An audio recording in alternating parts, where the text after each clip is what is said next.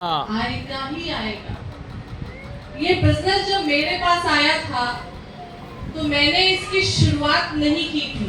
हर हर व्यक्ति के साथ ये कहानी होती है, लेकिन मेरी कहानी थोड़ी अलग थी।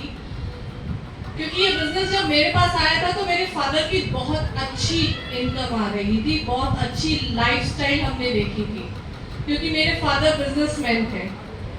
तो जब ये बिजनेस मेरे फादर के पास आया था, हम बहुत लैविश लाइफ, जिसको बोलते हैं ना कि लग्जरी वाली लाइफ, कभी जिंदगी में कोई कमी नहीं देखी, वैसी लाइफ जी रहे थे। तो मैंने फादर से पूछा था कि ये बिजनेस आप क्यों कर रहे हैं? क्योंकि सब कुछ आदमी के माइंड में क्या रहता है, बिजनेस किसको करना चाहिए? जिसके पास कुछ नहीं है या कोई अपॉर्चुनिटी नहीं है तो उसे नेटवर्क मार्केटिंग कर लेना चाहिए, उसे आपसे बिजनेस कर लेना चाहिए। तो मैंने भी, मेरा एजुकेशन चल रहा था, मैं BSc fashion designing final year में थी। फादर ने स्टार्ट किया, मैंने बोला पापा ये आप क्यों कर रहे हैं, सब कुछ अच्छा चल रहा है, अपने को इसकी कहाँ जरूरत है? उन्होंने मुझे कहा, जो सर ने आज सबसे पहला पॉइंट लिखा था ना, समय। मेरे फादर ने कहा ये बिजनेस में टाइम फ्रीडम के लिए कर। आपका ड्रीम भी कुछ और हो सकता है, किसी का ड्रीम पैसा हो सकता है, किसी का ड्रीम कार हो सकता है, किसी का ड्रीम वो समय हो सकता है जो आप अपने परिवार को नहीं दे पा रहे हैं। इतने अच्छे बिजनेस के बावजूद पापा समय नहीं दे पाते थे हमें। फादर ने ये बिजनेस उस समय स्टार्ट किया, तब भी मुझे समझ में नहीं आया। तब भी मुझे लगा कि ये बिजनेस मेरे स्टैंडर्ड का नहीं है। भाई मैं अच्छा खासा पढ़ ली, अब बीएससी फैशन डिजाइनिंग की कोई छोटी मोटी डिग्री थोड़ी है।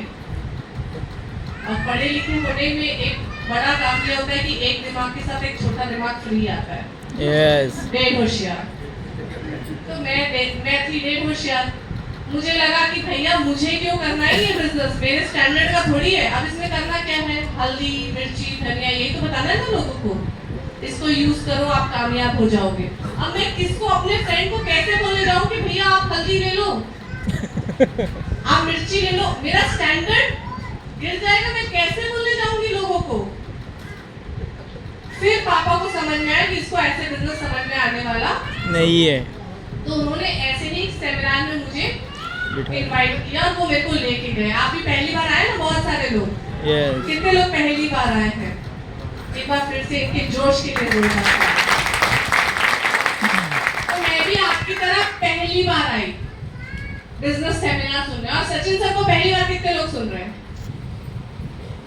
वाह, अमेजिंग। आपको पता है, अगर आज मेरी जिंदगी बदली है तो मैं गारंटी दे सकती हूँ आपकी जिंदगी भी बदलेगी, क्योंकि मैंने भी अपनी लाइफ का पहला सेमिनार सचिन सर का अटेंड किया। और जब सचिन सर को स्टेज पे सुना, सर जब स्टेज से बोल रहे थे, मैं ऐसे पीछे बैठी थी। एंट्री हमारी पीछे से थी, इसलिए मैं पीछे बैठी थी। पीछे इसलिए बैठी थी कि कब है कब है किसी को पता नहीं चल जाएगा। तो मैं पीछे बैठी थी और मुझे क्या लगा कि जब ये यंग लड़का ये बिजनेस कर सकता है तो मैं तो इससे ज्यादा स्मार्ट हूँ, मैं बिजनेस और अच्छे से फिर मैंने बिजनेस की शुरुआत की। फिर हमारी शादी हुई 2012 में, और सबने जैसे स्टोरी सुनाई ना कि बिजनेस के बाद, शादी के बाद हम 25 दिन के लिए घूमने गए थे। आज भी हम हर 2 महीने में बाहर घूमने जाते हैं। तो मेरे फ्रेंड्स, जिनको सर बताते हैं ना कि आपको उन दोस्तों को हमेशा याद रखना चाहिए, जो जब आप आरसी बिजनेस उन्हें बताने जाते हैं और वो आपको एक्सेप्ट नहीं करते हैं, तो आप उनसे दोस्ती बना के रखिए, दुश्मनी कभी मत करिए। कोई बात नहीं, वो उनकी किस्मत है कि आरसी उनको समझ में नहीं आया। आरसी उन्हीं को समझ में आता है जिसपे ऊपर वाले की कृपा होती है। यस।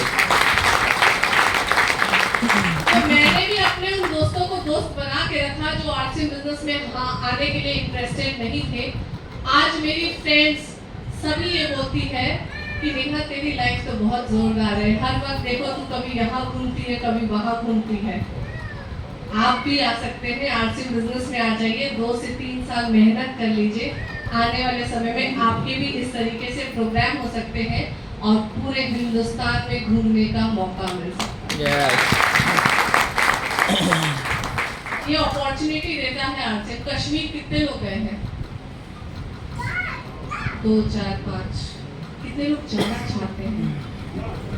भी है तो फैमिली। भाई सभी लोग जाना चाहते हैं, घूमने जाना चाहते हैं ना? यस। क्यों नहीं जा पाए? हाँ? पैसा नहीं। कुछ लोगों के पास तो पैसा भी होगा, फिर समय नहीं, और कुछ लोगों के पास दोनों ही नहीं है, ना समय है ना। आरसीएम बिजनेस अपॉर्चुनिटी देता है कि आप अपने बिजनेस को वहां बिल्ड कर लीजिए। आज हमारा कश्मीर में भी बिजनेस है, और हर 3 महीने में सचिन सर कश्मीर जाते हैं, और हर 6 महीने में मैं सचिन सर के साथ कश्मीर जाती हूँ। मैं आपको क्यों बता रही हूँ पता है? ये सपना आपका पूरा हो सकता है। यस करना चाहते हैं पूरा? यस। एक कहानी के साथ अपनी बात को यहीं पर विराम दूंगी, ताकि आपको समझ में आए कि आरसी बिजनेस क्यों करना है। एक राज्य था, बहुत ही समृद्ध राज्य था। वहां पे जब भी राज्य अभिषेक होता और जिसको राजा बनाया जाता, 5 साल के बाद वहां के राजा को जंगल भेज दिया जाता था, जहां पे उसे कोई भी सुख सुविधा नहीं रहती थी, और जिंदगी भर उस राजा को उसी जीवन को काटना पड़ता था।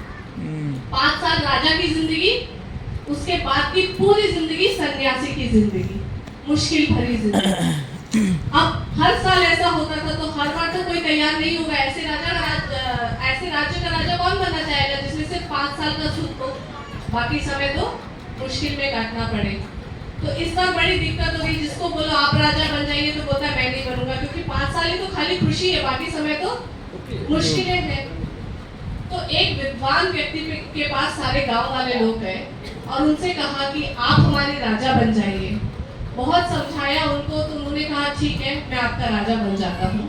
राज्य अभिषेक हुआ, वो उनका राज्य का अंश चालू हुआ और वो राजा बने।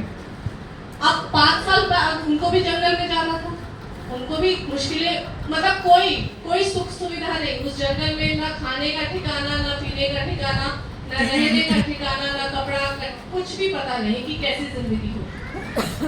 उस राजा ने रोज एक काम किया। वो काम क्या किया बताओ?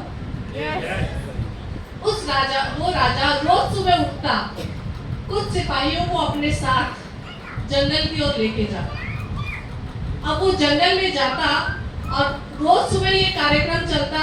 5 साल तक रोज सुबह वो राजा उठता, जंगल में जाता, कुछ सिपाहियों को लेके जाता, फिर वापस आता। ये काम 5 साल तक वो करता रहा। 5 साल बाद जब उसका कार्यभार पूरा हुआ, तो सबने देखा उस राजा के चेहरे पे कोई शिकन नहीं, कोई तकलीफ नहीं, मुस्कुरा रहा है। भाई आपको 5 साल बाद ये पता है कि आपको जंगल में जाना है, आपका जीवन कठिन होने वाला है, तो आपके चेहरे पे मुस्कुराहट रहेगी क्या? नहीं रहेगी ना। लेकिन उसके चेहरे पे मुस्कुराहट थी। तो सारे गांव वाले परेशान कि ऐसा क्यों? तो जब उस राजा से पूछा गया कि भैया अब तो आपका 5 साल पूरा हो गया, आपने सारे सुख सुविधा भोग लिए, लेकिन अब तो आपको जंगल में जाना है, तब भी आप दुखी नहीं हो रहे। बोले बात ऐसी है कि आपने मुझे देखा होगा कि मैं रोज सुबह उठ के कुछ सिपाहियों को जंगल में लेके जाता था। मैं राजा तो था, लेकिन मैं आने वाले 5 साल के बाद की तैयारी कर रहा था। मैं रोज सुबह जाता था जंगल में, जंगल की मैंने सफाई की, वहाँ पे सड़कें बनाई, वहाँ पे मकान बनाए, वहाँ पे खेती चालू की, क्योंकि आने वाले 5 साल में मुझे अपनी जिंदगी सुखी बनानी थी। आज अगर आप आरसीएम स्टार्ट कर लेते हैं, आने वाले 5 साल में वो खेत खलियान आपके लिए तैयार हो जाएंगे, जहाँ पे आरसीएम बिजनेस आज के लिए नहीं करना है, आरसीएम बिजनेस करना है 5 साल फ्यूचर के लिए, आने वाले समय के लिए। कोविड जैसा दौर कभी भी आ सकता है। जो 2 साल हमने जिंदगी में तकलीफें देखी, जो नुकसान हुआ, उसकी भरपाई कोई नहीं कर सकता। लेकिन क्या उस समय में हमारे पास कोई ऐसा दूसरा जरिया था कि हम घर बैठे रहे और इनकम आती रहे? लेकिन हमारा बिजनेस बहुत बड़ा, क्योंकि हमने वो तैयारी पहले से कर ली थी, और इसीलिए हम वो 2 करोड़ का मकान कोविड के दौरान खरीद सके। अगर आप चाहते हैं कि आपकी जिंदगी भी ऐसी हो, आने वाले 5 साल में आपकी फसल बड़ी हो जाए और आप उसको काट सके और उसकी खुशी ले सके, तो आज आरसी बिजनेस आपको वो प्लेटफॉर्म दे रहा है। मैं आपसे सिर्फ एक ही दरख्वास्त करूंगी, चाहे कितनी भी मुश्किल आ जाए, बस अपने सपनों को अपने आंखों के सामने रखिएगा। आपको ये बिजनेस क्यों करना है, ये अगर आपको ये पता चल गया तो दुनिया की कोई भी ताकत आपको नंबर 1 बनने से नहीं रोक सकती। आपके मुस्कुराते हुए चेहरों के साथ मैं सचिन सर को फिर से इनवाइट कर लूं। Yes.